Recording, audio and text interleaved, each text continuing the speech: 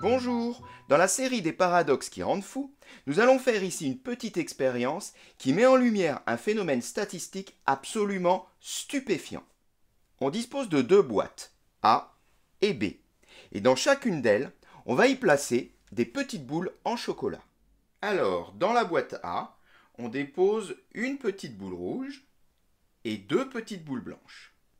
Dans la boîte B, on dépose 5 boules rouges et 5 boules blanches. Bon, j'imagine que tu as reconnu que ces petites boules en chocolat étaient des M&M's.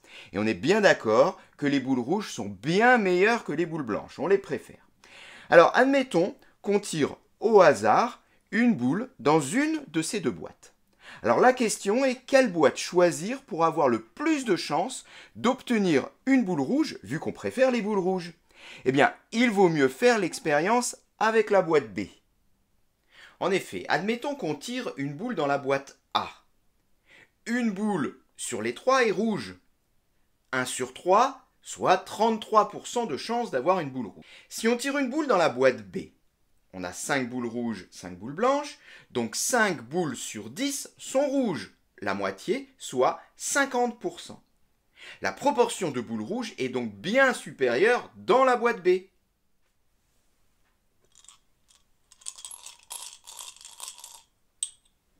Ah, tiens, une rouge.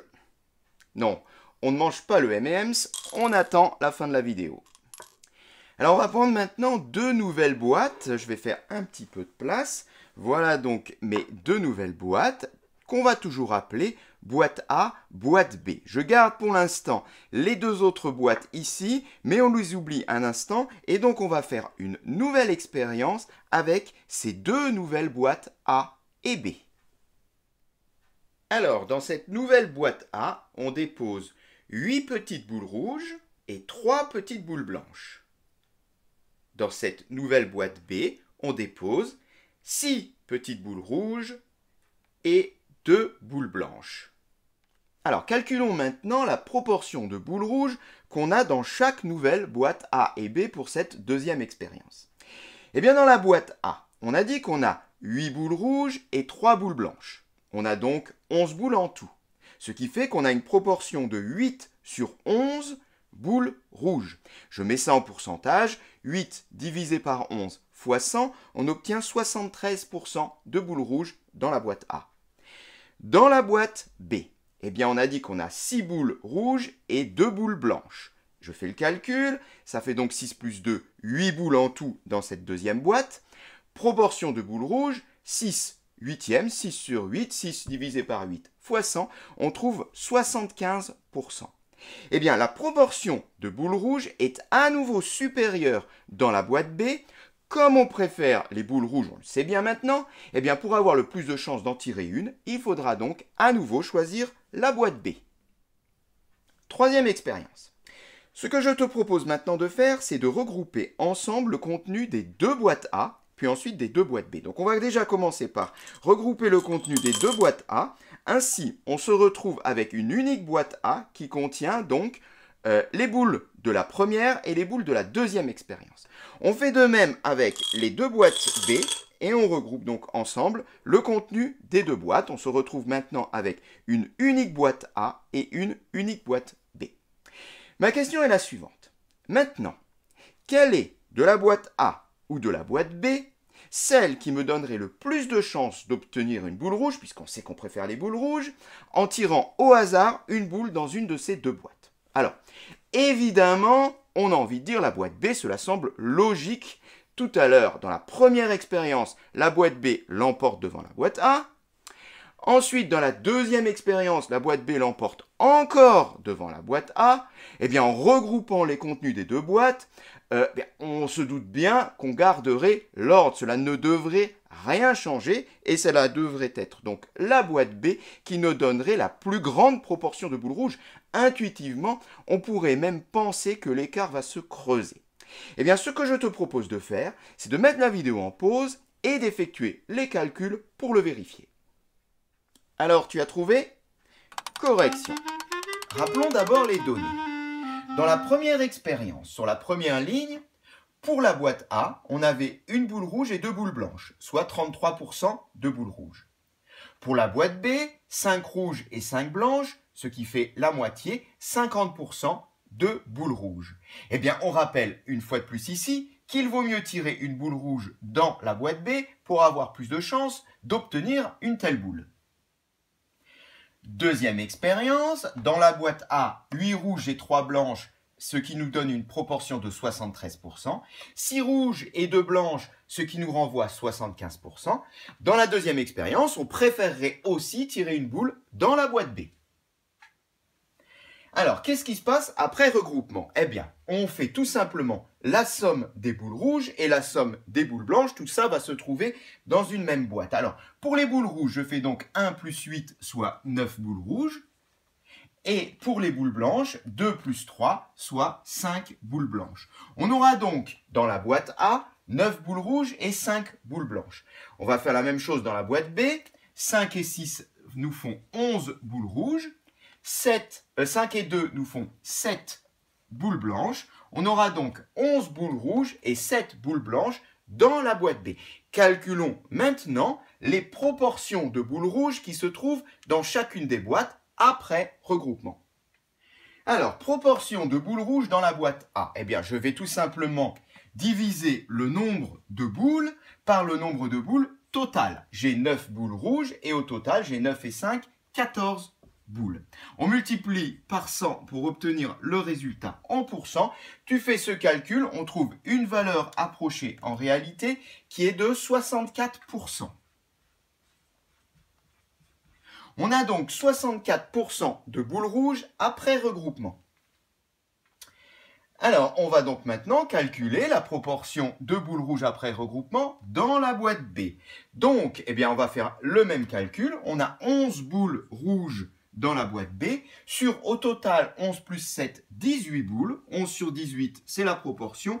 Qu'on multiplie par 100 pour l'obtenir en pourcent, on trouve une valeur approchée qui est de 61%. 61%. 61% pour la boîte B et 64% dans la boîte A. Autrement dit, c'est la boîte A qui l'emporte. On a plus de chances de tirer une boule rouge après regroupement dans la boîte A, alors qu'avant regroupement, c'était à chaque fois dans la boîte B. Aussi étrange que cela puisse paraître, il vaut mieux choisir une boule rouge dans la boîte A. Ça, c'est bizarre quand même. Est-ce que tu n'aurais pas une explication ? Oh, tu peux faire les calculs comme tu veux, il n'y a pas d'erreur et il n'y a pas de piège. Mais voilà, notre paradoxe est là, avec le moins, on peut le plus. Alors ce paradoxe, que je vais t'expliquer de suite, est un paradoxe connu, en fait, il s'appelle le paradoxe de Simpson. Alors c'est en effet le statisticien Edward Simpson qui l'aurait décrit en 1951. Tu trouveras d'ailleurs des liens vers d'autres approches de ce paradoxe dans les commentaires de ma vidéo. Ce paradoxe trouve en particulier des applications statistiques en médecine ou dans les sciences sociales. Alors essayons maintenant de comprendre mathématiquement ce qui s'est passé lorsqu'on a regroupé les boîtes A ensemble, les boîtes B ensemble. Déjà lors de la première expérience, on rappelle qu'on avait 1 tiers contre 5 dixièmes, c'est-à-dire 33% contre 50%. Dans la deuxième expérience, on avait 8 onzièmes contre 6 huitièmes, 73 contre 75. On rappelle bien ici donc que les boîtes B l'emportent systématiquement. Quand on regroupe les boîtes ensemble, qu'est-ce qui se passe? Prenons le cas de la boîte A. Eh bien, au numérateur, dans mon calcul, qu'est-ce que je vais trouver? Je vais trouver le nombre total de boules rouges, c'est-à-dire ici 1 dans la première expérience, plus 8 de la deuxième expérience. Au dénominateur, qu'est-ce que je vais trouver? Je vais trouver le nombre total de boules, c'est-à-dire 3 de la première plus 11 de la deuxième. De cette façon-là, en faisant 1 plus 8 sur 3 plus 11, j'obtiendrai la nouvelle proportion dans la nouvelle boîte A.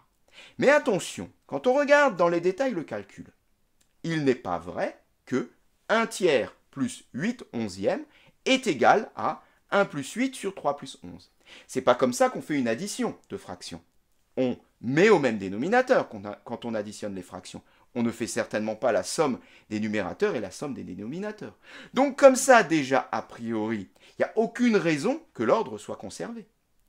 Mais quand même, qu'est-ce qui fait que l'ordre soit inversé ici? C'est ça la question. Eh bien en fait, ce ne sont pas seulement les proportions qu'il faut regarder, mais aussi les effectifs. C'est sur les effectifs qu'on a joué pour faire que l'ordre des proportions se soit inversé après le regroupement. Regardons la proportion des boîtes A, et plus précisément les 33% de la première expérience. Bien, on est d'accord que 33%, c'est pas beaucoup. 33% de boules rouges, ça veut dire qu'on a plus de chances de tirer une boule blanche en fait. Du coup, qu'est-ce qui va se passer après regroupement? Eh bien, cette proportion, ces 33%, vont tirer la moyenne vers le bas, vont tirer la proportion finale, donc les 64%, vers le bas. Mais, attention, pas tant que ça. Car le truc, c'est que cette proportion, ces 33%, sont faiblement représentées. En effet, on n'a que 3 boules dans la boîte. C'est pas beaucoup. Et du coup, elle ne va pas beaucoup influencer la proportion finale dans le calcul et ne va pas tant que ça tirer la proportion finale vers le bas. A l'inverse, regardons maintenant dans la deuxième expérience, nos 73%, ce qui est forte, c'est une proportion importante. Celle-ci va tirer vers le haut la proportion finale après regroupement. Mais l'effectif est de 11, il est beaucoup plus important ici. Du coup, qu'est-ce qui va se passer? Eh bien, cette proportion va tirer fortement la proportion finale vers le haut, un petit peu comme un calcul de moyenne pondérée. La proportion de 8/11 sera donc plus influente dans le calcul de la proportion finale après regroupement. Pour bien visualiser ce que je viens d'expliquer, on va modifier les données en augmentant l'effectif de la boîte A dans la deuxième expérience, mais bien sûr, on s'arrangera pour garder toujours la même proportion dans la boîte A. Alors on va commencer par multiplier les effectifs par 2. Ainsi, on passe de 8 boules rouges sur 11 boules en tout à 16 boules rouges sur 22 boules en tout. 8 fois 2, 16, 11 fois 2, 22. On voit bien que l'on garde la proportion de 73%. C'est normal, c'est le même rapport. Ainsi, dans le cas de la deuxième expérience, rien n'a changé, c'est toujours la boîte B que l'on préfère. Par contre, on voit qu'après regroupement, les calculs sont bien différents. On a maintenant 1 plus 16, le tout sur 3 plus 22. Et l'influence de ce nouveau rapport sur le calcul final tire davantage encore le tout vers le haut pour obtenir une proportion d'environ 68%. Avant, je rappelle qu'on avait 64%. L'écart s'est encore creusé, il deviendrait donc encore plus intéressant de choisir la boîte A plutôt que la boîte B. C'est normal parce qu'on est passé à un effectif de 11 boules au départ à un effectif de 22 boules. Donc forcément, eh bien, la fréquence influence beaucoup plus le calcul final. Et on poursuit, on voit que les effectifs ne font que augmenter tout en gardant toujours la même proportion de boules rouges dans la boîte, soit 73%. Mais parallèlement, la proportion après regroupement, elle change et ne fait que augmenter pour tendre tout doucement vers les 73%. Je rappelle qu'on avait tout à l'heure 64%. Et on arrive là à 8 millions de boules rouges sur 11 millions de boules. Évidemment, dans la réalité, on ne s'amuserait pas à faire une telle expérience. Mais quand même, on voit maintenant que la proportion de 1/3 devient totalement négligeable devant celle de la deuxième expérience car l'effectif est tellement grand qu'elle mange tout. Après regroupement, les 1/3 n'apparaissent plus du tout dans les calculs puisqu'en effet, quand on fait la somme, qui correspond donc au regroupement, on a ici 8 millions 1 sur 11 millions 3 qui, on le sait, est très très proche de 8 millions sur 11 millions. C'est-à-dire qu'en fait, le 1 au numérateur et le 3 au dénominateur, qui vient du 1/3, deviennent totalement négligeables. La proportion de 1/3 n'influence quasiment plus sur le résultat final. On retrouve ainsi une proportion totale qui est quasi égale à la proportion de la deuxième expérience qui s'impose ici totalement. Conclusion de tout ça, eh bien on a vu qu'il est possible de modifier les effectifs sans modifier les proportions avant regroupement, mais que l'on modifie dans ce cas-là les proportions après regroupement. Et oui, notre sens intuitif s'est bien fait duper ici. Alors ce paradoxe étonnant nous fait dire encore une fois qu'il faut se méfier des pourcentages et plus généralement des statistiques. Pardon ? Ah, la vidéo est terminée.